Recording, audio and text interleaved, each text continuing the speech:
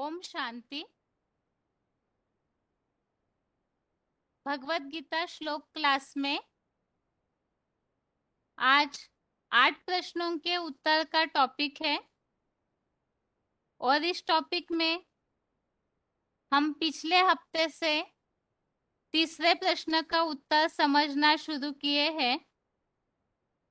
आत्मा सो परमात्मा नहीं है तो आत्मा सो परमात्मा, यह गायन किसका है? इस प्रश्न के उत्तर समझने में सबसे पहले हमें इस बात को समझना होगा, आखिर आत्मा सो परमात्मा समझना, इस मान्यता का अर्थ क्या है और ये मान्यता गलतफहमी है या वास्तविकता, और इसकी शुरुआत कहाँ से हुई है। और इसीलिए ही हमने पिछले हफ्ते कुछ बातों को समझा है कि वास्तव में आत्मा सो परमात्मा, इस तरह की मान्यता का अर्थ क्या है। जैसे कि सबसे पहला प्रश्न है भगवान को सर्वव्यापी मानना। इसी से जुड़ी हुई ये मान्यता है आत्मा सो परमात्मा। और ये मान्यता वास्तव में एक गलतफहमी है।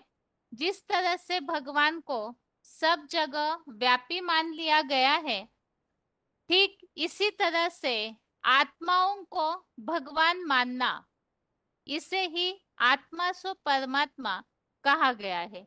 अर्थात सभी में भगवान व्यापी है, सभी आत्माएं परमात्मा का स्वरूप है।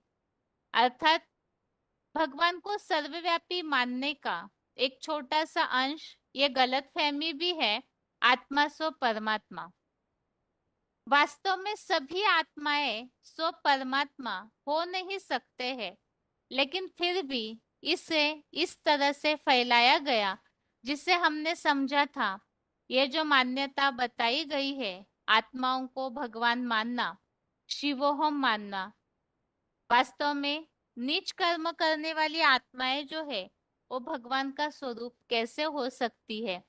आत्मा सो परमात्मा मानना अर्थात अपन को ईश्वर मानना, शिवोहम कहना, अहम ब्रह्मास्मि, हम आत्माएं ही भगवान है, तो ऐसे कहने वालों को वास्तव में हिरण्यकश्यप कहा जाता है।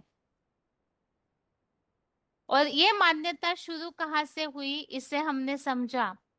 आद्य शंकराचार्य, इन्होंने अर्थात संन्यास धर्म से यह मान्यता शुरू हुई जो शिवोहम कहकर, और सभी आत्माएं जो है एक ही ब्रह्म है, द्वितीयो नास्ते, अर्थात एक ही है और बाकी सब उसके अंश है, ऐसे माना गया। वास्तव में यह भी अनुचित है।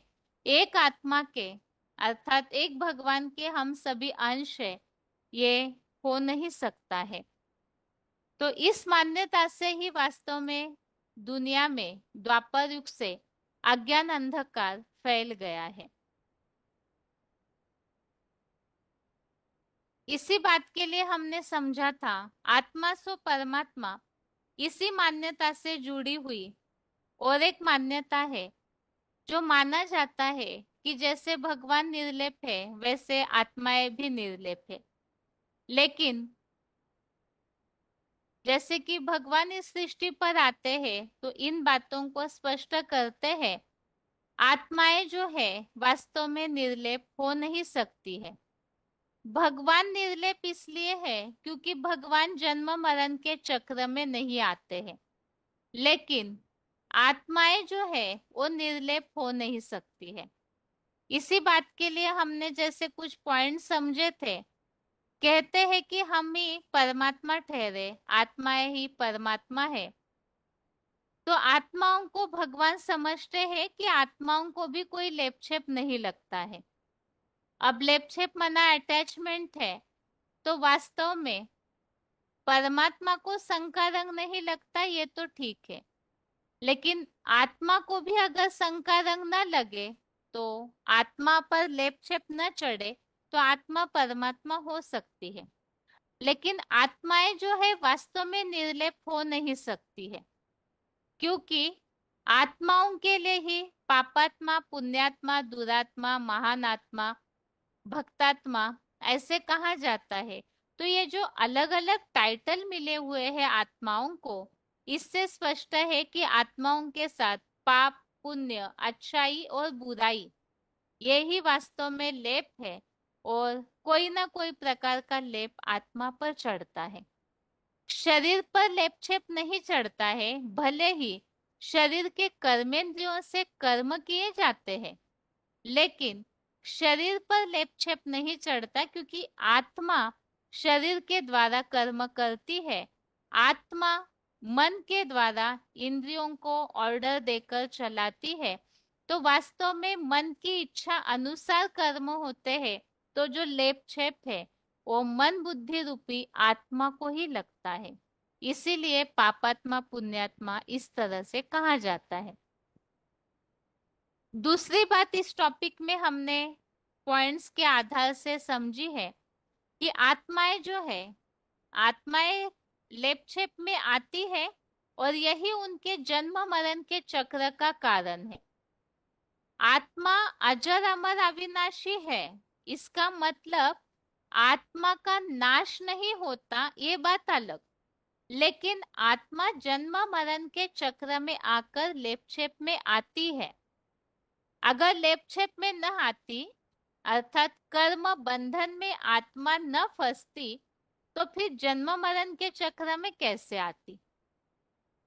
इस बात में और गहराई से भी हम समझ सकते हैं कि आत्माओं के लिए ही भक्ति मार्ग में ये जो मान्यता है, भले ही वो मान्यता गलत फहमी की है, लेकिन ये तो मानते हैं ना कि आत्माएं 84 लाख योनियां धारण करती है। अगर आत्मा निर्लेप है या आत्मा सो परमात्मा है, तो फिर आत्माएं जो है वो इस तरह से कीड़े मकोड़े, जानवर, पशु पंछी योनियों में जाती है, ये कैसे। इसमें एक बात स्पष्ट है, अगर आत्मा भगवान का स्वरूप है तो नीचतम योनियों में कैसे जा रही है। दूसरी बात है, आत्मा ही भगवान है, तो आत्मा को तो अजन्मा होना चाहिए था, लेकिन आत्मा जन्म मरण में आ रही है। हालांकि यह मान्यता भी गलत है कि आत्मा 84 लाख योनियों में जाती है। लेकिन यहाँ इस प्रसंग में हमने समझा कि आत्मा अगर निर्लेप है तो आत्मा जन्म मरण के चक्र में आती है। यह मान्यता तो भक्ति मार्ग में मानी जाती है। तो निर्लेप आत्मा जन्म कैसे लेगी। इसका मतलब देह भान का लेपछेप आत्मा पर चढ़ता है, इसीलिए ही आत्मा जन्म मरण के चक्र में आती है। तो आत्माएं वो सारे ही भगवान का स्वरूप नहीं हो सकते। इसी बात में हमने और एक मान्यता यहाँ समझी, जो आत्माओं को भगवान का अंश माना जाता है। तो आत्माएं क्या परमात्मा का अंश है, क्योंकि आत्मा सो परमात्मा, इसे इस तरह से माना गया। एक तो हमने समझा कि एको ब्रह्म द्वितीयो नास्ते, ऐसे जो शंकराचार्य जी ने बात फैलाई है, तो उससे ये बात फैलाई गई कि एक ही ब्रह्म है, दूसरा इस दुनिया में कुछ भी नहीं। अर्थात एक ब्रह्म के ये सब अंश के रूप में फैले हुए। ब्रह्म मतलब परमात्मा के हिसाब से, भगवान के हिसाब से सन्यासियों ने बताया है। तो वास्तव में भगवान का अंश आत्माएं नहीं हो सकती। अंश मतलब टुकड़े। और अगर जैसे कोई मीठी चीज है, उसको अगर टुकड़ों में बांटा जाए तो वो मिठास के टुकड़े बांटे जाएंगे, तो जो भी उसका स्वाद लेंगे उन्हें मीठा तो लगेगा ही। ठीक इसी तरह से आत्माएं, भगवान जो है वो गुणों के भंडार है। तो एको ब्रह्म द्वितीयो नास्ते, अगर इस अनुसार आत्माएं सब भगवान का अंश होती, तो भगवान जो गुणों का भंडार है वो सभी को गुण ही गुण नजर आने चाहिए। वास्तव में अभी की दुनिया में तो ये देखा जाता है कि सभी अवगुणों के भंडार है।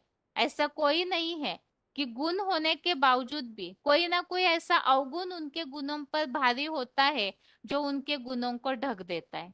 तो इस कलयुगी दुनिया में आत्माएं भगवान का स्वरूप हो ही नहीं सकते हैं। इसी बात को यहाँ कुछ पॉइंट्स के द्वारा समझा जा रहा है सबसे पहले VCD नंबर 1063, 1063। क्या आत्माएं परमात्मा का अंश हो सकती है? अगर आत्माएं परमात्मा का अंश है तो उनमें दुर्गुण कहाँ से आते हैं? और सभी मनुष्य आत्माओं में नहीं, तो जड़ जीव जंतुओं में भी सब में दुर्गुण भरे हुए हैं। तो कहाँ से आए? क्योंकि भगवान का अंश है तो भगवान के गुण आत्माओं में दिखने में आने चाहिए।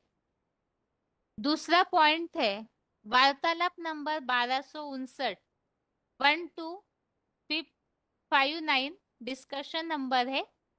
सागर में से एक चुल्लू पानी ले लिया, वो अंश है या नहीं सागर का? उस एक चुल्लू पानी में वही गुण होगा जो सागर में गुण है, या दूसरा गुण होगा? अगर सागर खारा है तो उस एक चुल्लू पानी में खारापन होगा या नहीं होगा? अगर वो एक चुल्लू पानी सागर का अंश है तो खारापन जरूर है। तो हम भगवान के अंश है तो हमारे अंदर भगवान के गुण होने चाहिए। भक्ति मार्ग में ऐसे बताया जाता है कि हम सब सागर के अंश है, भगवान सागर है और हम सब सागर के अंश है।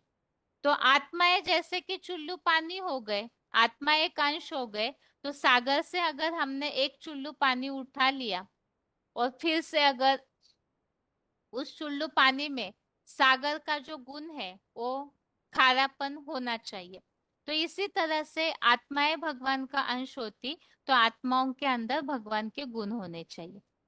दूसरी बात ये माना जाता है कि आत्माएं जो है वो भगवान में लीन हो जाती है, एकाकार हो जाती है, जिसे कई सन्यासियों में ये गलतफहमी बताई जाती है कि सन्यासी पार निर्वाण चले गए, मोक्ष प्राप्त हो गया, ब्रह्म तत्व में लीन हो गए, ब्रह्मलीन स्वामी हो गए।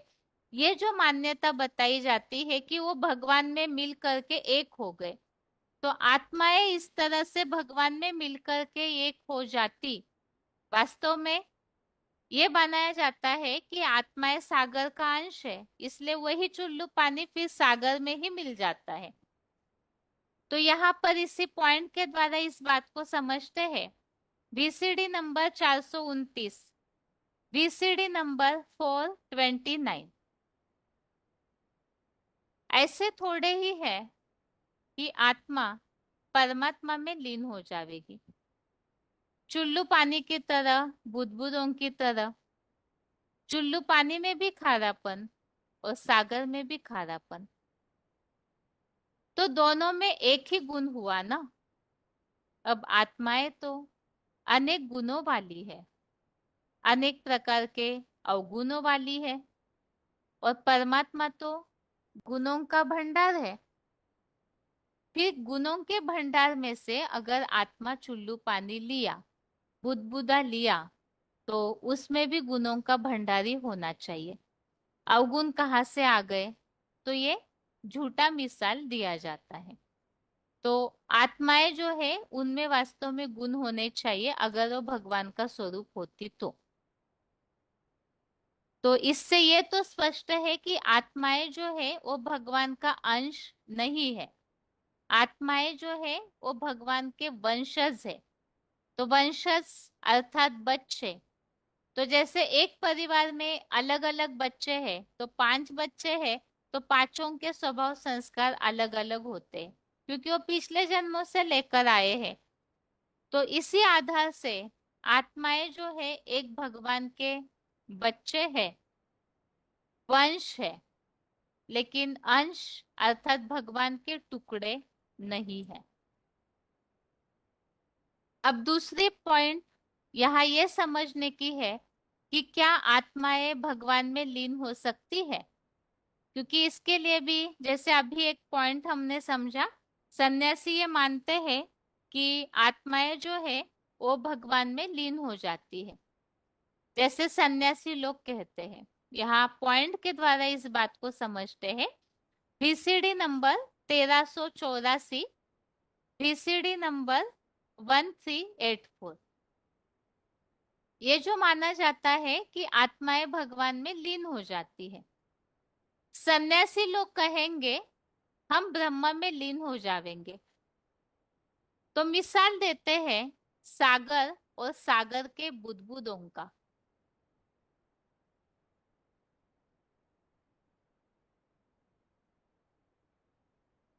जैसे सागर से बुदबुदा निकलता है और सागर में लीन हो जाता है, तो कहते हैं हम भी ब्रह्म रूपी सागर में समा जाएंगे।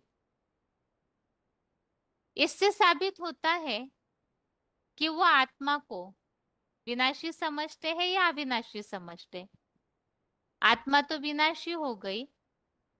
आत्माएं अगर भगवान में लीन हो जाती है, अगर, तो आत्मा का अस्तित्व ही नष्ट हो जाएगा, क्योंकि लीन हो गई तो पूरी तरह एकाकार हो गई, तो आत्मा का अपना अस्तित्व नहीं रहेगा।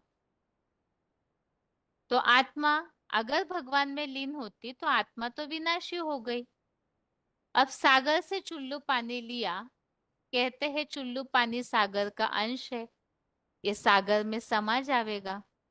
ऐसे ही आत्मा भी अंश है, अंशी परमात्मा में समा जाएगी, तो आत्मा का अपना अस्तित्व रहा। आत्मा अविनाशी हुई ना, आत्मा अविनाशी हुई ना, आत्मा का पार्ट अविनाशी हुआ। तो आत्मा अगर भगवान में समा के एक हो जाती, लीन हो जाते, क्योंकि आत्मा सो परमात्मा, अर्थात आत्माएं भगवान में लीन हो गई, तो लीन होना माना भगवान में मिक्स हो गई तो भगवान हो गई। अगर ऐसे है तो आत्मा विनाशी हो जाएगी, लेकिन भगवत गीता में बताया हुआ है आत्माएं जो है वो अविनाशी है, अजर अमर और अविनाशी है। तो भगवान में लीन होने से तो आत्माओं का अस्तित्व ही खत्म हो जाएगा, जो अपना अलग से आत्माओं का अस्तित्व है। दूसरा पॉइंट है, ऐसे नहीं कि आत्मा परमात्मा में लीन हो जाती है। आत्मा कोई सागर का बुदबुदा है जो सागर में लीन हो जाता है, फिर कभी आने की बात ही नहीं, तो फिर आत्मा अनादि कैसे हुई? यह ड्रामा अनादि कैसे हुआ? ये तो अनादि बना बनाया ड्रामा है। तो आत्मा अगर लीन हो जाएगी तो फिर आत्मा को अनादि नहीं कहेंगे, ना ही अजर अमर अविनाशी कह सकते हैं। अगला पॉइंट है कि आत्माएं परमात्मा में लीन हो सकती है क्या? इसी टॉपिक पर ही पॉइंट हम समझ रहे हैं। BCD number 1780, BCD number 1780। जैसे समुद्र में से एक चुल्लू पानी लिया जाए और बाद में समुद्र में फेंक दिया गया, तो चुल्लू पानी समुद्र में लीन हो जाएगा या नहीं होगा? लीन हो जाएगा। वह पानी का अणु अणु वापिस आ सकता है कि नहीं आ सकता? नहीं आ सकता है। तो ऐसे ही लीन होने की बात हो गई। आत्मा फिर वापिस उसका अस्तित्व अलग से नहीं बन सकता है। अगर सागर में पानी मिल गया तो उसका अस्तित्व खत्म। फिर वही चुल्लू पानी सागर से हम वापिस ले नहीं सकते। जितना चुल्लू भर पानी हमने उठाया, एक बार सागर में फेंकने के बाद हम चाहे उसी चुल्लू भर पानी को सेम ले तो हो नहीं सकता। ऐसे ही आत्मा भगवान में लीन हो जाए तो आत्मा सो परमात्मा, इस मान्यता के अनुसार, तो फिर से वही आत्मा का अणु वापिस कैसे आ सकता है? तो आत्मा फिर विनाशी हो जाएगी। अगला पॉइंट इसी टॉपिक में, VCD नंबर 1659, VCD नंबर 1659। आत्मा अविनाशी है, ऐसे नहीं कि आत्मा परमात्मा में लीन हो जाएगी। यहाँ इस बात को क्लियर किया जा रहा है कि आत्मा परमात्मा में लीन हो नहीं सकती और ना ही आत्मा का अस्तित्व कभी गुम हो सकता है। आत्मा अविनाशी है, ऐसे नहीं कि आत्मा परमात्मा में लीन हो जाएगी। लीन हो जाना माना अस्तित्व खत्म हो जाना। जैसे सागर में से पानी चुल्लू लिया और फिर उसी में फेंक दिया जाए तो पानी लीन हो जाता है, वापिस नहीं आ सकता। तो वो पानी का हिस्सा वापिस आ सकता है? नहीं। परंतु हमारी आत्मा कोई चुल्लू पानी नहीं है। हमारी आत्मा तो अजर अमर अविनाशी है, वो कभी लीन नहीं होती है, तो आत्मा अविनाशी कही जाती है। इसी तरह से आत्माएं परमात्मा में लीन नहीं हो सकती। इसी बात के लिए अगला point VCD number 1486, VCD number 1486। मनुष्यों में तो आत्मा का भी ज्ञान नहीं, इसलिए कह देते हैं आत्मा सो परमात्मा, अथवा आत्मा निर्लेप है। ये भी नहीं जानते कि आत्मा इमॉर्टल है। इमॉर्टल मतलब ही अविनाशी। तब तो कहते हैं कि आत्मा तत्व में लीन हो जाएगी, अथवा कह देते हैं आत्मा परमात्मा का बुदबुदा है और परमात्मा बाप सागर है। तो आत्माओं का या भगवान का सही वास्तव में ज्ञान नहीं है, तो इसीलिए इस मान्यता को फैलाया गया है। अगला पॉइंट है, अभी जो हमने सागर के अंश की बात का टॉपिक समझा है कि आत्माएं सागर में लीन हो जाती है, आत्माएं चुल्लू पानी है फिर सागर में मिल हो जाता है, ऐसे ही ये ब्रह्म सागर है भगवान, और उसमें आत्माएं लीन हो जाती है, और इसीलिए ही आत्मा सो परमात्मा है। तो वास्तव में ये जो सागर का मिसाल देकर सन्यासियों ने ये बात जो फैलाई है, ये वास्तव में पूरी तरह से गलत है। तो इसी बात के लिए यहाँ पॉइंट लिया हुआ है VCD number 1063, VCD number 1063, 24 minute के बाद से लिया हुआ पॉइंट। शास्त्रों में भक्ति मार्ग में कोई कोई ब्रह्मज्ञानी भी ऐसे कहे गए हैं जो खुशी खुशी शरीर छोड़ते हैं, समझते हैं मुक्ति मिल जावे, परंतु आत्मा कोई सदा काल के लिए मुक्त नहीं होती है।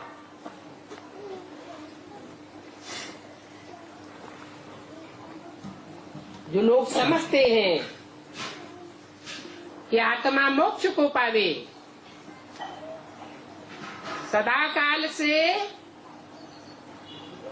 ऐसा पुरुषार्थ लोग करते आए हैं कि आत्मा सदा काल की मुक्ति को पावे,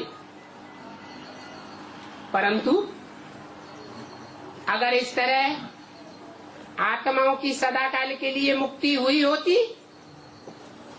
तो मनुष्यों की जनसंख्या बढ़ती या घटती? घट जानी चाहिए। और जनसंख्या लगातार बढ़ रही है। 2500 वर्ष की हिस्ट्री क्या कह रही है? बढ़ रही। मनुष्य जाति की ही जनसंख्या नहीं बढ़ रही है। मनुष्य जाति का वृक्ष है मनुष्य का शरीर, और बीज है आत्मा।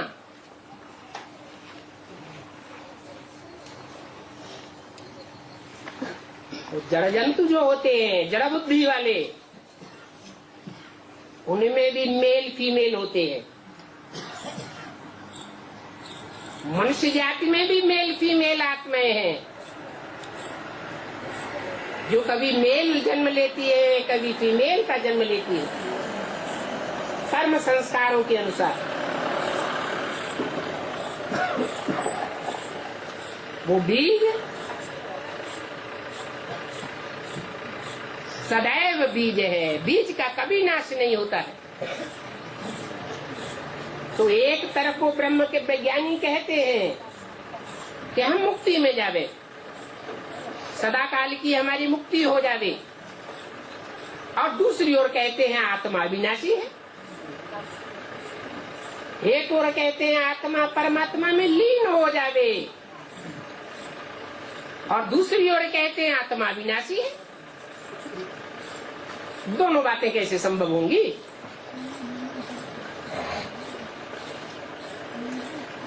आत्मा पानी का बुदबुदा है। जैसे सागर में से चुल्लू भर पानी लेवे, वो सागर का अंश है, और वो चुल्लू भर पानी सागर में फेंक दिया जाए तो कहेंगे वो चुल्लू भर पानी सागर में लीन हो गया। वही चुल्लू भर पानी कभी वापस आ सकता है क्या? उसको कहेंगे लीन होना। परंतु वो लीन होना माने उस चुल्लू भर पानी का अस्तित्व तो हमेशा के लिए खत्म हो गया। सागर में मिलकर के सागर हो गया। वो चुल्लू भर पानी जो अंश था उसमें गुण तो वो ही होगा जो सागर के पानी में गुण होता है। क्या गुण होता है? खारा होता है। तो चुल्लू भर पानी भी मीठा होगा क्या? खारा ही हो।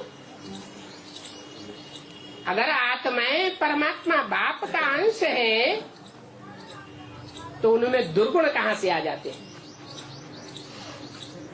और सभी मनुष्य आत्माओं में नहीं, जो भी जड़ जीव जंतु है सब में दुर्गुण भरे हुए हैं।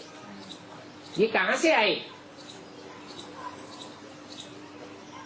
कहेंगे संग के रंग से आए।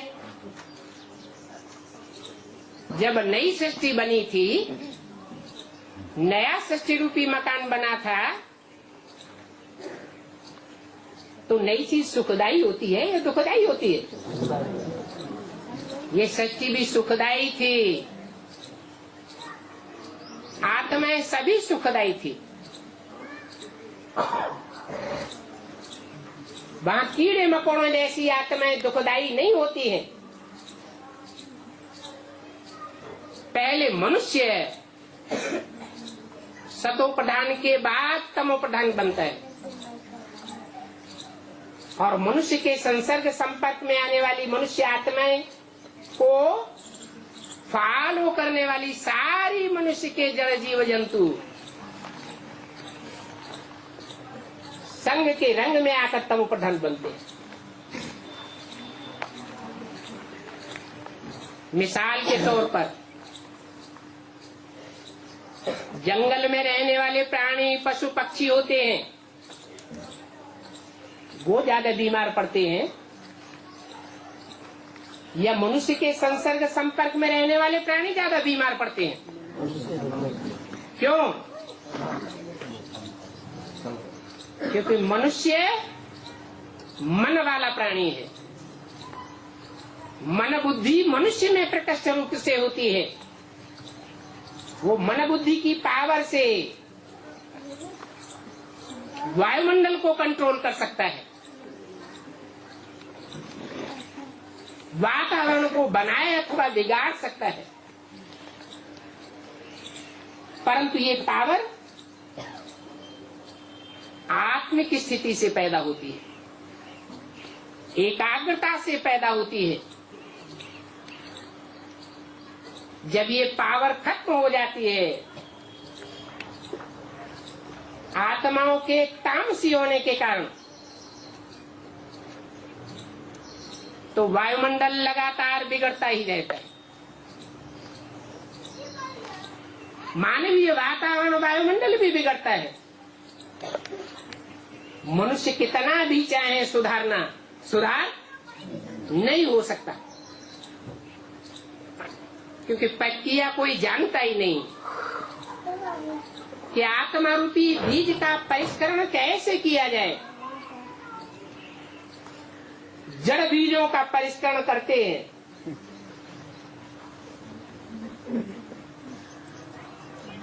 तो उनसे ज्यादा पैदाइश होती है, बड़े बड़े फल निकलते हैं। लेकिन आत्मा रूपी चैतन्य बीज का परिष्कार कोई जानता ही नहीं। ये सिर्फ जो आत्माओं का बाप है वो ही जानता है। वो एक ही तुरीय आत्मा है जो जन्म मरण के चक्र में नहीं आने के कारण सदैव ज्ञान का सागर है। और जो भी आत्माएं हैं वो सात जन्म मरण के चक्र में आती रहती है। ऐसे नहीं कि वो आत्माएं परमात्मा में लीन हो जाती हैं, नहीं, पुनः आवर्तन होता रहता है। अगला पॉइंट है आत्मा सो परमात्मा। इस तरह की मान्यता ही मूल भूल है।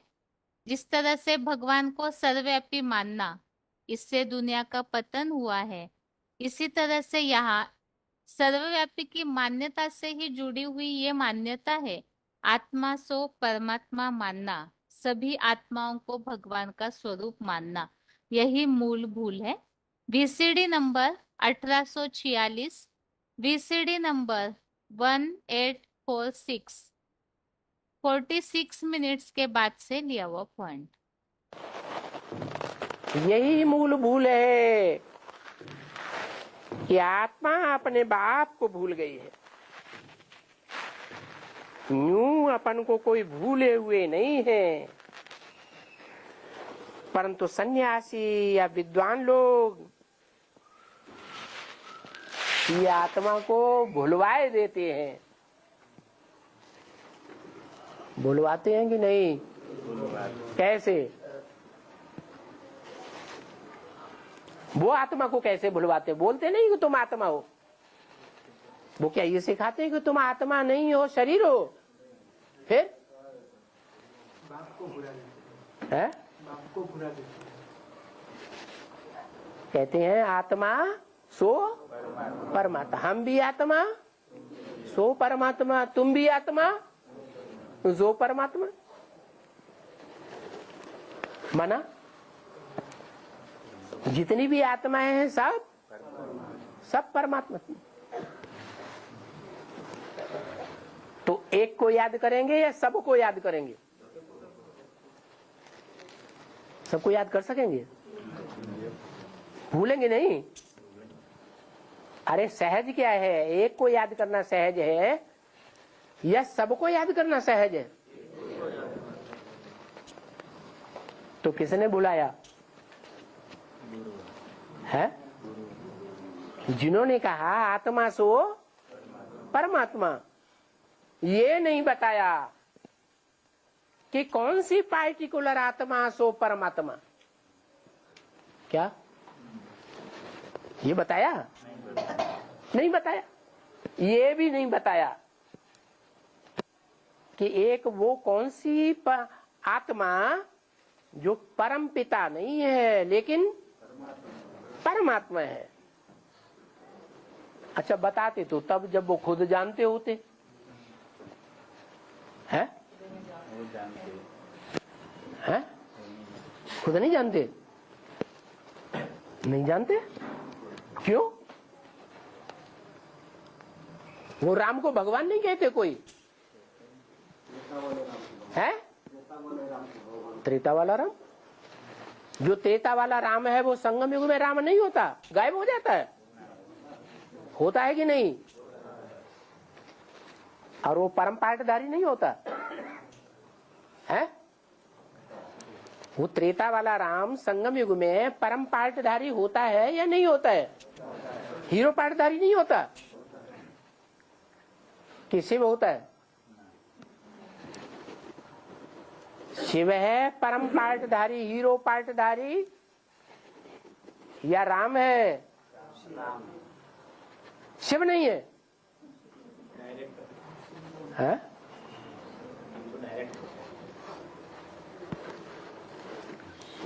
शिव की तुलना पत्थरों से नहीं कर सकते। हीरो है माना हीरा है, और शिव न हीरा बनता है और न पत्थर बनता है। वो तो सबसे तुरीय है, उसको टैली नहीं कर सकते किसी आत्मा के साथ। तो ये गुरु लोग उस हीरो पार्टधारी को न जानने के कारण सबको क्या करते हैं, भुलाए देते हैं। किसको भुलाए देते हैं? जो परमपिता परमात्मा के रूप में पार्टधारी है उसको भुलाए देते हैं। आत्मा को भुलवा करके परमात्मा अपन को कहलाए देते हैं। आत्मा को एक तो अपनी ही पहचान पूरी नहीं है, है? जो भी विद्वान पंडित आचार्य सन्यासी धर्म पिताएं हैं, उनको अपनी आत्मा की जन्म जन्मांतर के पार्ट की पहचान है? नहीं है, अपनी ही पहचान नहीं है। वे परमात्मा बाप की पहचान कैसे दे रहे हैं?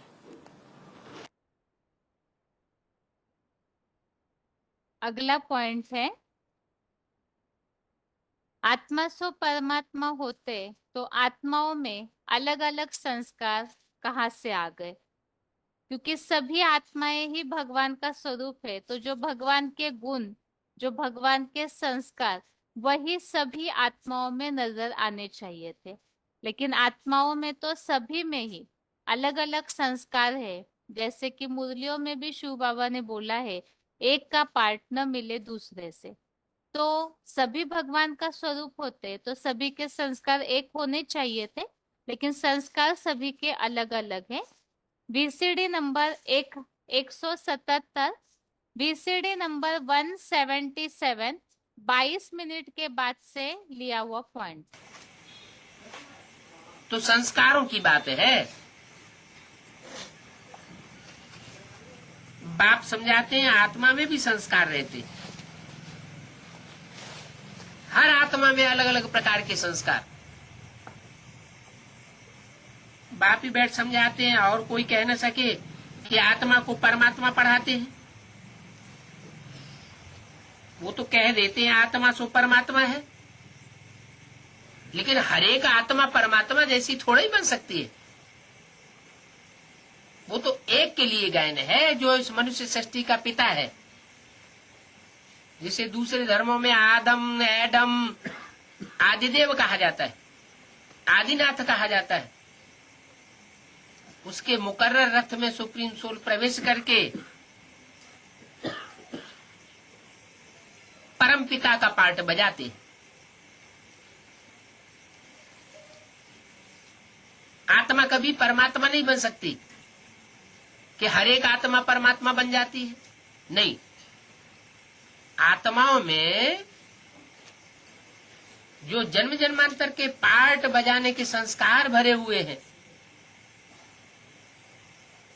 जो आत्माएं जन्म मरण के चक्र में आने वाली हैं, उन आत्माओं में कोई ऐसी आत्मा है जो हीरो पार्टधारी है। इस रंगमंच पर हीरो का पार्ट बजाती है, वो आत्मा ही परमात्मा बनती है। इसलिए कहा जाता है परम पिता परमात्मा। परम पिता माना सुप्रीम सोल, उसका कोई बाप होता नहीं।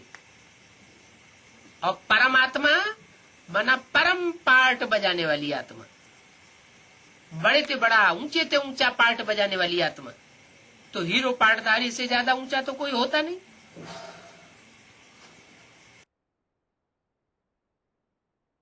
आगे है, तो इस तरह से हमने समझा है कि आत्माएं जो है वो भगवान में लीन नहीं हो सकती, क्योंकि अगर लीन हो जाती तो आत्मा का अस्तित्व ही हमेशा के लिए खत्म हो जाएगा। और आत्मा के लिए तो भगवत गीता में कहा हुआ है कि आत्मा अविनाशी है। जैसे कि भगवत गीता के कुछ श्लोक यहाँ लिए हुए हैं, इन सब श्लोकों से ये बात स्पष्ट होती है कि आत्माएं जो है वो अजर अमर अविनाशी है। आत्माओं का अस्तित्व कभी भी पूरी तरह से नष्ट नहीं हो सकता। तो आत्मा जो है वो भगवान में लीन नहीं हो सकती। जिस तरह से चुल्लू पानी के लिए कहा जाता है कि वो पूरी तरह सागर में अगर मिल जाए तो नष्ट हो जाएगा, तो आत्मा ना ही चुल्लू पानी है और न ही आत्मा हमेशा के लिए भगवान में लीन हो सकती है, और ना ही इस तरह से आत्मा सो परमात्मा बन सकते।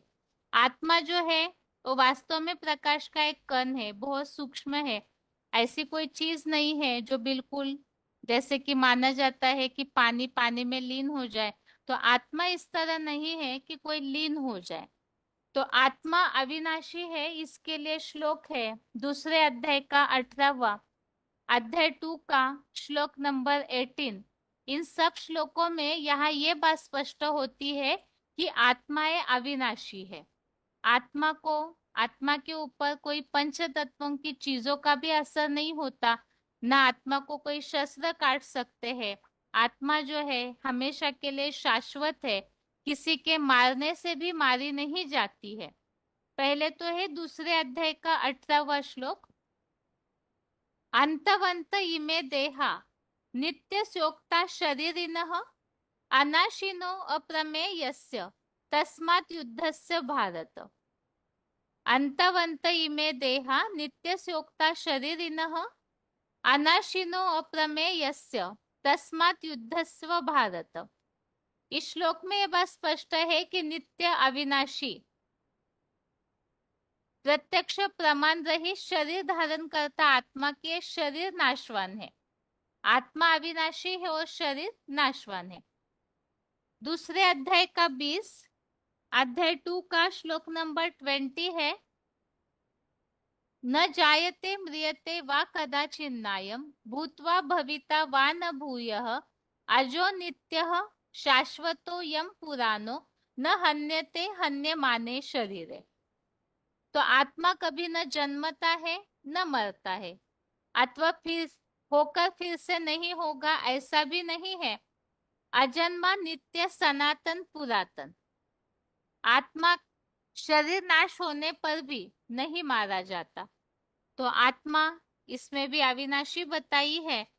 और दूसरे अध्याय का 23, अध्याय 2 का श्लोक नंबर 23 है, नैनम छिन्दन्ति शस्त्राणि नैनम दहति पावकः न चैनम क्लेदयन्त्यापो न शोषयति मारुतः। इसमें तो स्पष्ट है कि आत्मा के ऊपर पांच तत्वों का असर नहीं होता, ना ही वो शस्त्रों से काटी जाती है, ना अग्नि उसे जला सकती है, ना पानी उसे भिगो सकता है। तो आत्मा के लीन होने की बात नहीं, ना ही उसका अस्तित्व कभी खत्म हो सकता है। दूसरे अध्याय का 30, अध्याय 2 का श्लोक नंबर 30 है, देहि नित्यम अवध्योयम देहे सर्वस्य भारत तस्मात् सर्वाणि भूतानि न त्वं शोचितुम अर्हसि। इसमें भी बताया देही अर्थात ये आत्मा जो है वो हमेशा अवध्य है, उसे इस तरह से कोई भी मार नहीं सकता है। तो आत्मा अविनाशी है, शाश्वत है, पुरातन है। आत्मा का अस्तित्व हमेशा के लिए खत्म नहीं हो सकता है। इसी बात के लिए नीचे पॉइंट लिया हुआ है, ऑडियो नंबर 137, ऑडियो नंबर 137। इसमें यह बात स्पष्ट है आत्मा अविनाशी है तो भगवान में लीन होने की बात नहीं आती है। आत्मा अविनाशी है, नहीं तो समझ लेते हैं भक्ति मार्ग में कि आत्मा सदा काल के लिए मुक्ति पा सकती है। अगर इस दुनिया से सदा काल के लिए आत्मा मुक्त हो जाए फिर कभी वापिस ही न आए, तो आत्मा अविनाशी हुई या विनाशी हुई? विनाशी हो गई। आत्मा तो अविनाशी है, अविनाशी पार्टधारी है, उस पार्ट का विनाश हो नहीं सकता। आत्मा का स्वधर्म तो शांत है। देह विनाशी है, अविनाशी आत्मा ही विनाशी देह धारण कर पार्ट बजाय एक शरीर छोड़ फिर दूसरा लेती है। इसमें सारी बातें आ गई। आत्मा पुनर्जन्म में आती है तो आत्मा के विनाश होने की बात नहीं है, देह का विनाश होता है।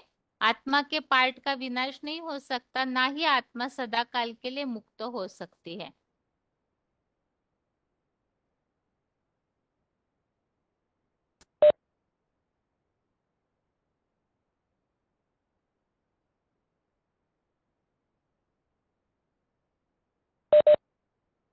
आगे इसी टॉपिक के लिए पॉइंट है, आत्मा अविनाशी है।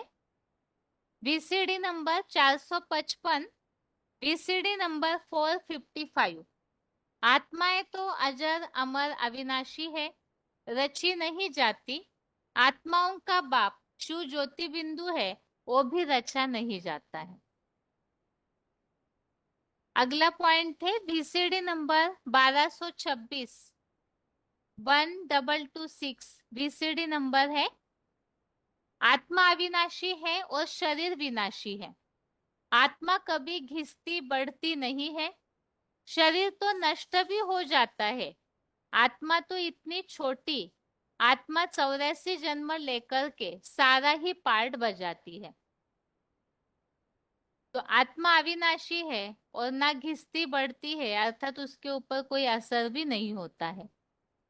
अगला पॉइंट है वीसीडी नंबर 321, 321।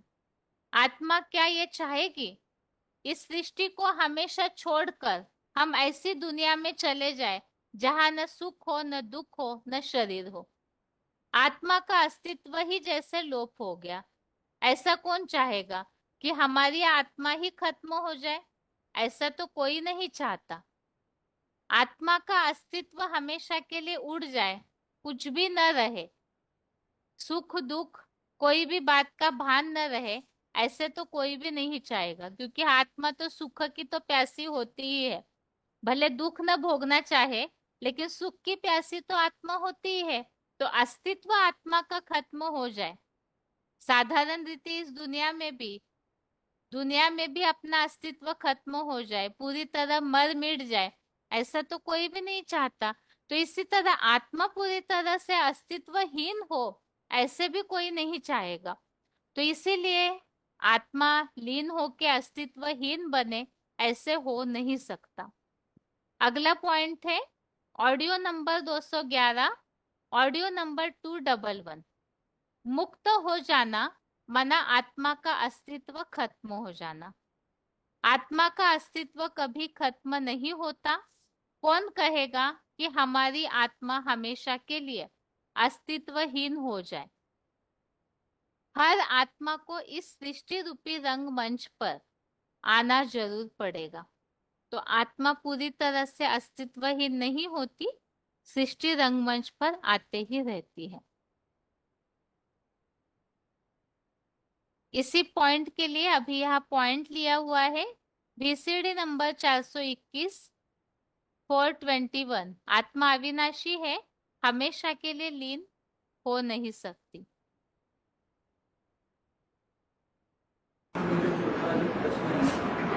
आठ प्रश्न में श्री शंकर अलग अलग है, तो एक कैसे हो गए इसका कारण? हाँ, एक कैसे हो गए, जो जानता होगा वो ही बताएगा। शिव और शंकर एक हो गए भक्ति मार्ग में।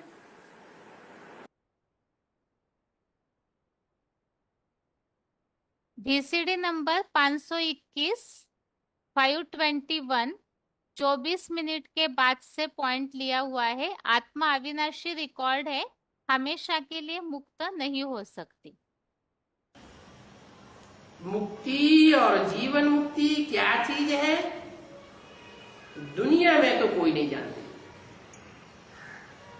दुनिया के गुरु क्या बताते हैं मुक्ति के बारे में? वो बताते हैं आत्मा हमेशा के लिए जन्म मरण के चक्र से मुक्त हो जाएगी। अरे आत्मा तो अविनाशी है। अविनाशी आत्मा इस दुनिया के चक्र से हमेशा के लिए मुक्त हो जाए। जैसे वो कहते हैं कि आत्मा परमात्मा में लीन हो जाएगी। जैसे चुल्लू भर पानी सागर से लिया और सागर में मिला दिया, तो वो पानी तो वापस नहीं आ सकता। तो वो चुल्लू भर पानी, उसका अपना अस्तित्व हुआ या नहीं हुआ? उसका तो अस्तित्व ही खत्म हो गया। आत्मा फिर अविनाशी कैसे कही जाए? बाप कहते हैं आत्मा में अविनाशी पार्ट भरा हुआ है। जैसे रिकॉर्ड में पार्ट भरा हुआ होता है, जब जब बजाएंगे तो वही गीत बजेगा। ऐसे ही आत्मा में 84 जन्मों का पार्ट भरा हुआ है। इससे षष्ठी रूपी रंगमंच पर ये आत्मा रूपी रिकॉर्ड जैसे ही रखा जाता है, पार्ट बजना शुरू हो जाता है। समय की सुई जैसे जैसे आगे बढ़ती जाती है, जन्म जन्मांतर का पार्ट खुलता जाता है। तो आत्मा तो अविनाशी है, पार्ट के आधार पर। सदाकाल के लिए आत्मा की मुक्ति नहीं हो सकती। आगे है, आत्मा सो परमात्मा नहीं है। इसी टॉपिक में हम समझ रहे हैं कि आत्माएं अविनाशी है, आत्माएं भगवान में लीन नहीं हो सकती है। इसी में अगला पॉइंट ये है, supreme audio number 122, audio number 122, supreme ऊंच को कहा जाता है। ऊंच आत्माएं भी है, नीच आत्माएं भी है। कोई पुण्यात्मा है, कोई पापात्मा है। बाप कहते हैं मुझ आत्मा का नाम सदैव एक ही है, शिव, सदाशिव। न वो पुण्यात्मा बनता न पापात्मा बनता।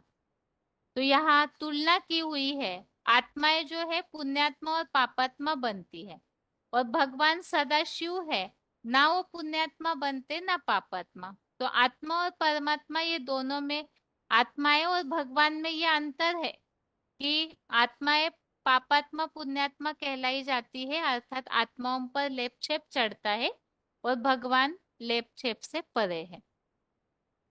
ऑडियो नंबर 172, ऑडियो नंबर 172 कहते भी है महान आत्मा पापात्मा, महान परमात्मा नहीं कहते हैं। क्यों? वास्तव में परमात्मा को महान परमात्मा इसलिए नहीं कहा जाता क्योंकि वो पाप पुण्य की स्टेज से परे हो जाता है। अपने को परमात्मा व ईश्वर कोई भी कह नहीं सकता है।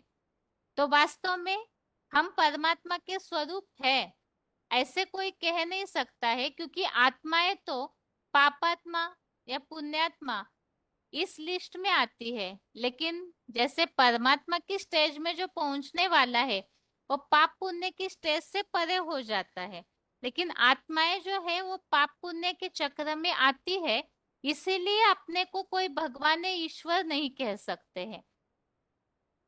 यहाँ तुलना ही की हुई है, बाकी इस बात को समझाया गया है इस पॉइंट में कि कोई भी अपने को आत्मा सो परमात्मा नहीं कह सकते। क्यों?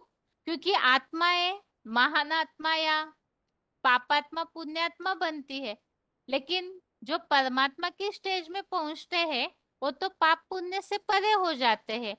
लेकिन आत्माएं तो पाप पुण्य से परे है नहीं, लेप छेप में आती है, तो इसीलिए वो भगवान या ईश्वर अपने को कह नहीं सकते हैं। अगला पॉइंट है वीसीडी नंबर 3759, वीसीडी नंबर 3759। एकदम एक दो को कहते हैं बड़ा पापात्मा, तो आत्मा को ही कह देते हैं ना। ऐसे तो नहीं कोई बड़ा पापात्मा है तो उसको परमात्मा कहेंगे। ऐसी समझ होने से भी कोई कहे आत्मा सो परमात्मा, वो सर्वव्यापी है। एक दो को बड़ा पापात्मा कहते हैं, बातों बातों में कहते हैं ना, ये तो बहुत पापात्मा है, बहुत पापी है, बहुत भ्रष्टाचारी है। तो आत्मा को ही कहते हैं कि वो पापात्मा है। ऐसे तो नहीं कि बड़ा पापात्मा कोई उसे परमात्मा कहे। कोई बहुत पापी है उसे कोई ये तो नहीं कहेगा ना कि ये परमात्मा बहुत पापात्मा है। तो ये समझ की बातें हैं, जब भगवान परमात्मा इस शब्द के आगे पापात्मा शब्द लगता नहीं, लेकिन आत्माओं को तो पापात्मा कहते हैं, तो फिर आत्मा सो परमात्मा या सर्वव्यापी कैसे हो सकता है। अगला पॉइंट है VCD नंबर 1573, VCD नंबर 1573। आत्मा निर्लेप है, परंतु ऐसे तो है नहीं। निर्लेप तो सिर्फ किसको कहेंगे? जिसको लेपछेप नहीं लगता। पांच तत्वों का भी कभी जिसको लेपछेप नहीं लगता, तो वो कौन है? एक ही परम पिता परमात्मा है जो देह में कभी जन्म नहीं लेता है। पांच तत्वों का लेपछेप नहीं लगता है। वो पुनर्जन्म में आते ही नहीं। हाँ, सिर्फ शरीर का लोन लेते हैं, उन पर कोई भी लेपछेप नहीं लगता है। तो आत्मा निर्लेप है ऐसे कहते हैं, लेकिन आत्मा जो है वो निर्लेप नहीं है, क्योंकि आत्माएं जो है वो जन्म मरण के चक्र में आती है। और भगवान जो है, निर्लेप किसे कहा जाएगा? जिस पर कोई लेपछेप नहीं लगता। पांच तत्वों का भी लेपछेप नहीं लगता, तो वो उसी के लिए हो सकता है जो कभी जन्म नहीं लेता, पुनर्जन्म में नहीं आते।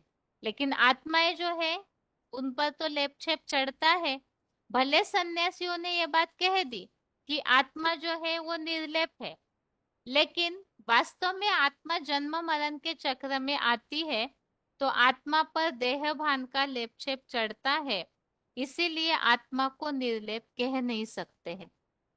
इसी के लिए यहाँ 13वें अध्याय का एक श्लोक लिया हुआ है, अध्याय 13 का श्लोक नंबर 31।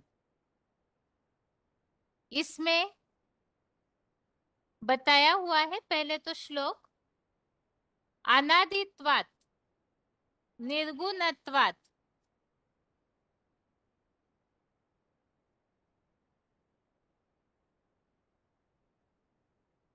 अनादित्वात् निर्गुणत्वात् परमात्मा अयम अव्ययः शरीरस्थपि कौन्तेय न करोति न लिप्यते।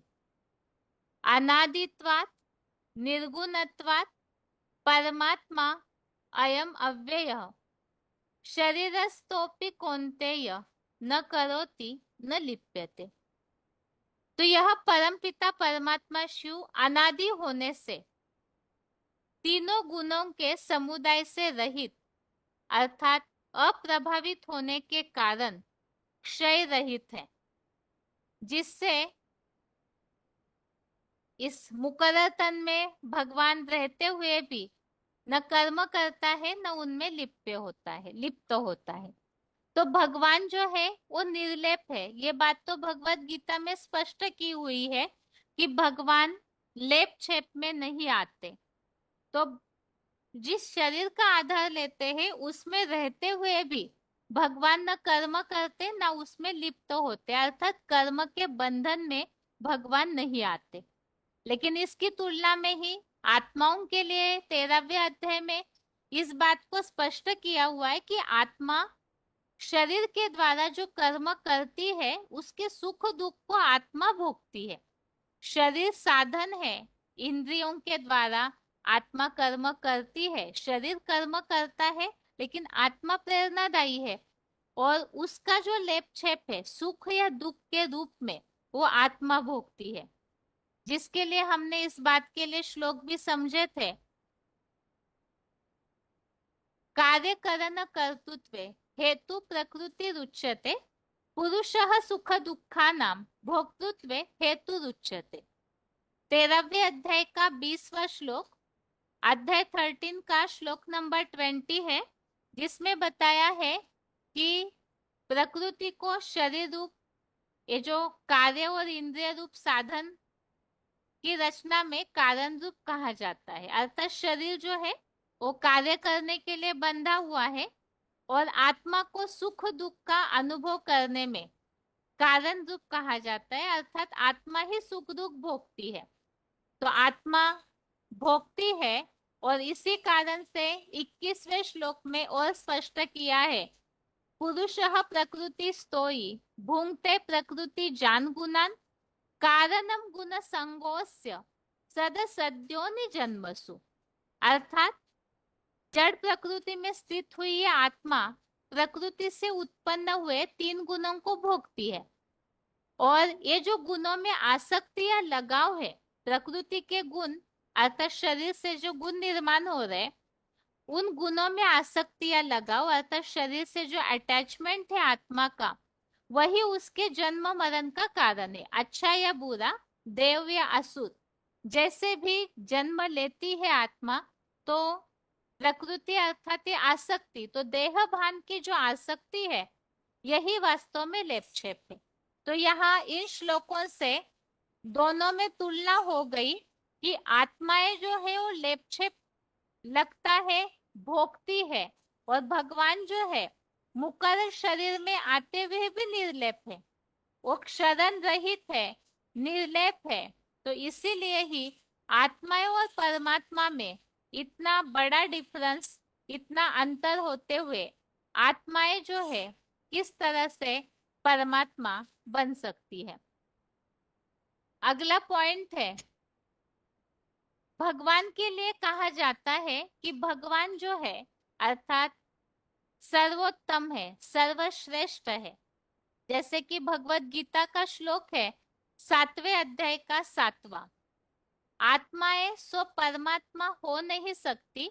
इसके लिए ये एक उदाहरण है गीता के श्लोक के आधार से कि भगवान के लिए कहा गया है मेरे से श्रेष्ठतर अन्य कुछ भी नहीं है।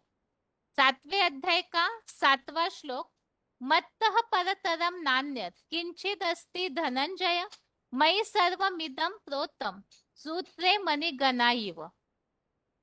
अर्थात मेरे से अर्थात भगवान से श्रेष्ठतर तीनों लोकों में अन्य कुछ भी नहीं है, और मेरे धागे में ही पिरोए मनकोन जैसा यह सारा जगत मेरे में पिरोया हुआ है। तो सारी आत्माएं एक भगवान में बंधी हुई है। अब यहाँ यदि हम सोचे आत्मा सो परमात्मा है, तो क्या सभी आत्माएं श्रेष्ठतर है? गुड बेटर बेस्ट कहा जाता है। उस तुलना में बाकी जितनी भी आत्माएं हैं वो तो कंपैरिजन की जाती है। तो आत्माएं जैसे अभी हमने समझा, पापात्माएं, पुण्यात्माएं, महात्माएं, दुरात्माएं, अलग अलग कैटेगरीज डिवाइड की जाती है। लेकिन भगवान के लिए तो कहा जाता है बेस्ट। वो ऐसी सर्वोत्तम कैटेगरी है जो भगवत गीता में उल्लेख आया है कि उनसे सर्वोपरि और कोई सत्ता नहीं, वो एक सर्वोत्तम सत्ता है। तो आत्माएं जो आज की दुनिया की हालत हम देख रहे हैं, तो उन सब आत्माओं को जो विकारों से भरी पूरी है, इन्हें सर्वोत्तम कैसे कहा जाएगा? और क्या सभी आत्माएं ये कह सकती है कि मेरे में ये सारी सृष्टि पिरोई हुई है?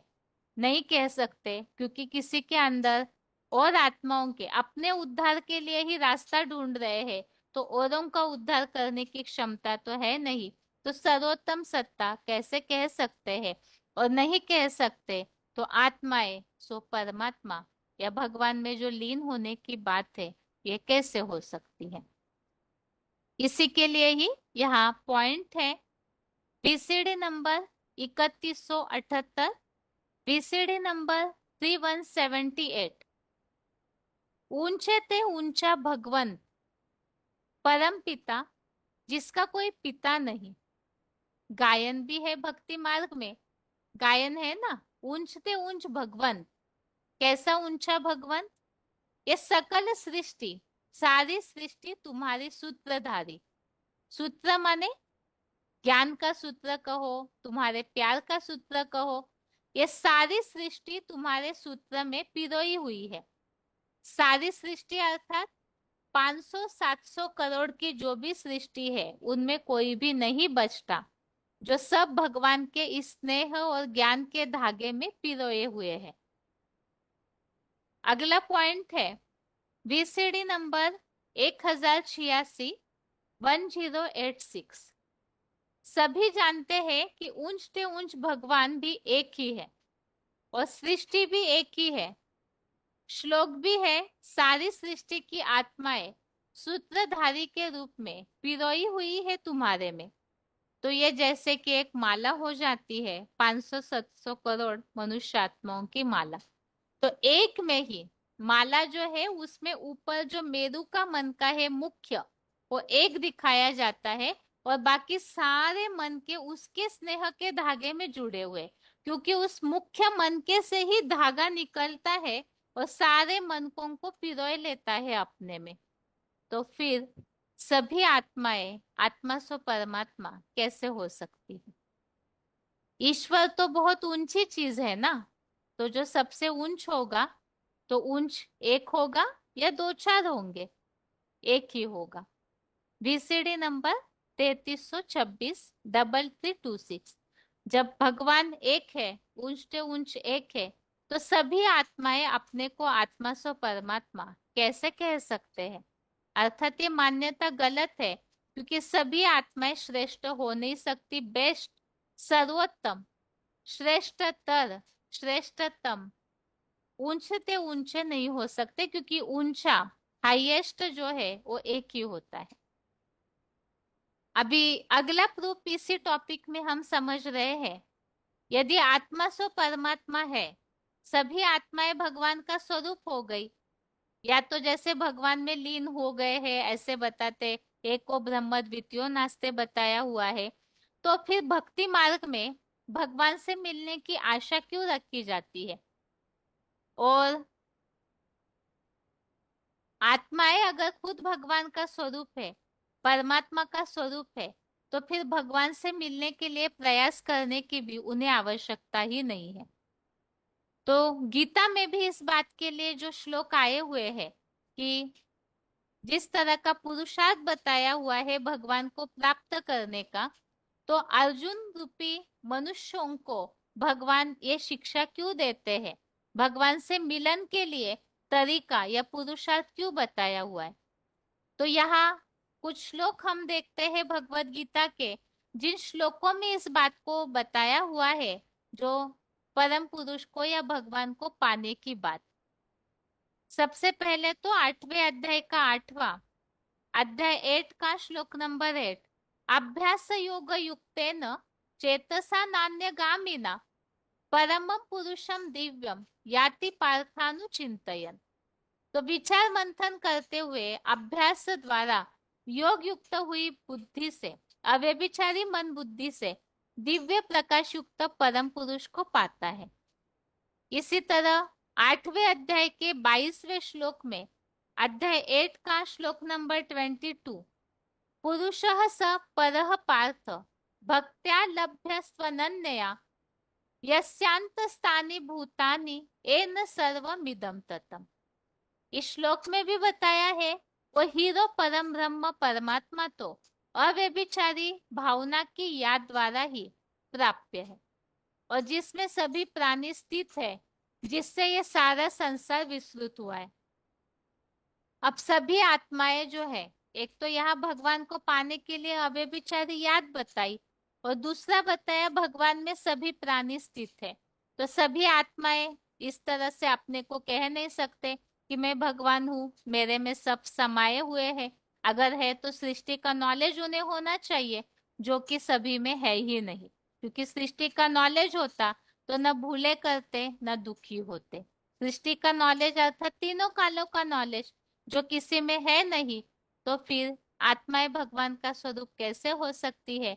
और जो यहाँ भगवान से मिलने के लिए बात आई हुई है, तो इस तरह से गीता में रास्ता बताने की आवश्यकता ही क्या थी? इसी तरह से 8वें अध्याय का 14, अध्याय 8 का श्लोक नंबर 14 है, अनन्य चेतः सततम यो माम स्मरति नित्यशः तस्याहं सुलभः पार्थ नित्य युक्तस्य योगिनः। अनन्य चेतः सततम यो माम स्मरति नित्यशः तस्याहं सुलभः पार्थ नित्य युक्तस्य योगिनः। तो यहाँ भी बताया जो मुझे निरंतर नित्य याद करता है, तो उस नियम पूर्वक, नित्य नियम पूर्वक लगनशील योगी को मैं सुख पूर्वक मिलता हूँ। तो भगवान को याद करने से ही भगवान मिलते हैं, ये बात आई हुई है। तो आत्मा सो परमात्मा सभी है, तो भगवान के मिलने की बात कहा, क्योंकि वो स्वयं भगवान का स्वरूप हो गए हैं। और 9वें अध्याय का 34, मन मना भव मद भक्तो मद्याजीवाम नमस्कुरु मामे वैश्यसि युक्तेत्वम आत्मानं मत्परायणः। इसमें भी बताया है कि पूरी तरह से भगवान से ही लगाव लगा के आश्रित होते हैं तो वो भगवान को पाते हैं। तो इसमें भी ये बात स्पष्ट है कि हर जगह भगवान की अव्यभिचारी याद से भगवान को प्राप्त करने की बात का उल्लेख आया हुआ है। तो जब भगवान को याद द्वारा प्राप्त कर सकते हैं तो प्राप्त करने की बात आई, अर्थात ही स्पष्ट है आत्मा सो परमात्मा नहीं है। इसी टॉपिक संबंधित यहाँ कुछ पॉइंट्स है कि आत्माएं जो भगवान को मिलने के लिए भक्ति मार्ग में भी देखा बहुत सारी साधनाएं करते हैं, तपस्याएं करते हैं। जब परमात्मा का स्वरूप है, जो साधु सन्यासी कहते हैं शिवो हम शिव के स्वरूप है, तो फिर वो साधना क्यों करते, हठयोग क्यों करते, अग्नि में अपने को क्यों तपाते हैं? तो जरूर वो भगवान का स्वरूप नहीं है, तभी तो इतनी तपस्याएं करते हैं। VCD number 141 141। एक भी भक्त ऐसा नहीं है जिसको भगवान का पता हो। साधु भी साधना करते हैं भगवान से मिलने के लिए। साधुओं का काम क्या है? साधु शब्द साधना से जुड़ा हुआ है। क्या साधते हैं? इंद्रियों की साधना करते हैं। इंद्रियों को पतित होने से बचाने के लिए, निस्तेज होने से बचाने के लिए साधना करते हैं। साधना इसलिए करते हैं कि ईश्वर को ब्रह्मचर्य से विशेष प्यार है, पवित्रता से विशेष प्यार है। ईश्वर को पवित्रता से प्यार न होता तो भारत देश में नहीं आता। जैसे पवित्रता में ही परमात्मा का प्यार समाया हुआ है। तो साधु साधना करते हैं भगवान से मिलने के लिए, हमारी भी इंद्रियां सधी रहे, तेज बढ़ता रहे, पवित्रता ऐसी बढ़ जाए कि हम परमात्मा से मिल सके, इसलिए साधना करते हैं। अब परमात्मा से मिलने के लिए, तो परमात्मा से मिलने के लिए क्या जरूरी है? साधना। तो भक्ति मार्ग में जो शिव हम कहते हैं वो भी अंदर से जानते हैं कि हम शिव का स्वरूप नहीं है, तभी हठ योग की साधनाएं करते हैं। अलग अलग यज्ञ तप जो भी करते हैं कर्म कांड, तो जरूर भगवान नहीं है इसीलिए करते हैं। और VCD नंबर 1462। भक्ति की जाती है परमात्मा से मिलने के लिए। समझते हैं भगवान के पास जाने से शांति धाम में चले जाएंगे। भगवान के घर को ही शांति धाम कहा जाता है। Audio number 457, audio number 457। हम आत्माएं परमात्मा बाप से वर्षा लेते हैं। हम आत्माएं बाप से आकर मिले हैं। आगे तो शरीर का भान था, फलाने फलाने नाम वाले भी प्रॉपर्टी लेते हैं। अभी तो है आत्मा, परमात्मा से वर्षा लेते हैं। आत्माएं है बच्चे, परमात्मा है बाप। बच्चे और बाप का बहुत समय के बाद मेला लगता है, और एक ही बार ये मेला लगता है। भक्ति मार्ग में तो फिर आर्टिफिशियल मेले लगते हैं, जो अनेक आर्टिफिशियल मेले लगते हैं। भक्ति मार्ग में बड़े से बड़ा मेला कौन सा माना जाता है? गंगा सागर मेला। कहते हैं भक्ति मार्ग में और मेला बार बार, गंगा सागर एक बार। तो ये आर्टिफिशियल मेले हैं, और एक ही बार मेला लगता है। सबसे वंडरफुल मेला, आत्माएं और परमात्मा अलग रहे बहुकाल। तुम आत्माएं अलग रहे, ये भी तुम समझते हो। हम आत्माएं अपने स्वीट साइलेंस होम में रहने वाले हैं। अभी यहाँ पार्ट बजाते बजाते थक गए हैं। तो आत्माएं और परमात्मा, अगर आत्मा सो परमात्मा होते तो भक्ति मार्ग में ये मान्यता कहाँ से आई कि आत्मा परमात्मा अलग रहे बहुकाल? तो आत्माएं सो परमात्मा का स्वरूप नहीं है, तभी तो अलग अलग की बात आई हुई है। इसी तरह से अगला पॉइंट है VCD नंबर 1367, VCD नंबर 1367। रूहानी बच्चों के लिए गायन है, आत्मा परमात्मा अलग रहे बहुकाल। अब आत्मा और परमात्मा मूल वतन में तो अलग नहीं रहते हैं, वहां अलग अलग नहीं रहते हैं। आत्मा और परमात्मा मूल वतन में अलग अलग आत्माएं नहीं रहती है, तो वहां तो एक ही घर है, एक ही धाम है, अलग रहने की बात नहीं। वहां सभी एक घर में, परम धाम में, मूल वतन में एक घर में आत्माएं रहती है। वो आत्माओं का घर है, वहां सभी इकट्ठे रहते हैं। जरूर आत्माएं वहां से बिछुड़ती है, अलग अलग हो जाती है और फिर अपना अपना पार्ट बजाती है। तो इस तरह से आत्माएं जब परम धाम से भगवान के घर से नीचे आती है तो यहाँ आके भूल जाती है और फिर अपना अपना पार्ट बजाती है। तो इसीलिए ये भूल गए, वास्तव में आत्माएं भगवान के घर के वासी है, भगवान नहीं है, ना ही आत्मा सो परमात्मा बनते हैं। भगवान के घर से नीचे उतर के आते हैं और फिर अपना पार्ट बजाते हैं। तो आज की क्लास में हमने आत्मा सो परमात्मा नहीं है, इस टॉपिक में जो प्रूफ हमने समझे हैं वो प्रूफ एक बार संक्षेप में रिवाइज करते हैं। सबसे पहले हमने इस बात को समझा आज के क्लास में, जो कि आत्माएं सागर का अंश है, ऐसे माना जाता है। अगर आत्माएं सागर का अंश होती तो आत्माओं में सागर के अर्थात भगवान के गुण दिखने चाहिए। तो आत्माएं सागर का अर्थात भगवान का अंश नहीं है, वंश है, बच्चे हैं। दूसरा टॉपिक हमने समझा, आत्मा सो परमात्मा कहा जाता है। इसी मान्यता से ये माना गया है कि आत्माएं भी भगवान की तरह निर्लेप है। तो इस पॉइंट में हमने दो तीन बातें तर्क के रूप में समझी है। एक तो आत्माएं अगर निर्लेप होती तो पापात्मा, पुण्यात्मा, दुरात्मा, महान आत्मा इस तरह क्यों कहा जाता है? तो जरूर आत्मा के ऊपर अच्छाई या बुराई का जो लेप चढ़ता है देह भान का, इसीलिए आत्माएं को पापात्मा, पुण्यात्मा कहते हैं। लेकिन भगवान निर्लेप है, इसलिए परमात्मा को महान परमात्मा, पाप परमात्मा कभी नहीं कहा जाता। दूसरी बात हमने समझी थी, आत्माएं अगर निर्लेप है तो फिर आत्माएं जन्म मरण के चक्र में क्यों आती है? भगवान तो निर्लेप है, इसीलिए भगवान अजन्मा, अभोक्ता, अकर्ता है, जिसके लिए हमने 13वें अध्याय का 31 नंबर श्लोक अध्याय 13 का समझा, जिसमें यह बात स्पष्ट है कि भगवान निर्लेप है,